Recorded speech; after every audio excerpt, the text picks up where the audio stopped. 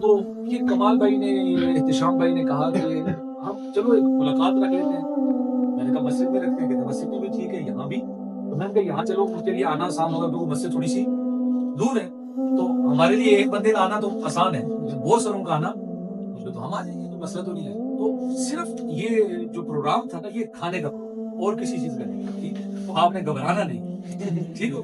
لیکن ایک سوال ہے آپ سے, یعنی یہ میں ایک یعنی آپ کہہ لیں کہ تحقیق کر اور آپ اس میں معاون ہو سکتے ہیں. اور دیکھیں جیسے کلاس میں استاد پوچھتا ہے تو آپ سوال کرتے ہیں یا جواب دیتے ہیں بالفرض, یا دوستوں کے ساتھ بیٹھے ہوتے ہیں, دوستوں میں جب بیٹھے ہوتے ہیں تو کوئی دوسرا بولنے کا موقع دے رہا ہوتا ہے, ہر کوئی کہتا ہے میری ہی سنو. اس طرح سمجھیں کہ ہم آپس میں کیا بیٹھے ہیں, دوست بیٹھے. میں ایک سوال آپ کے سامنے رکھتا ہے, آپ اس کا مجھے جواب دیں اور انشاءاللہ اس کے بعد ہم مجلس برخاست کریں, ٹھیک ہے. کہا بھی ہو سکتا ہے آج اللہ کے دل بنا.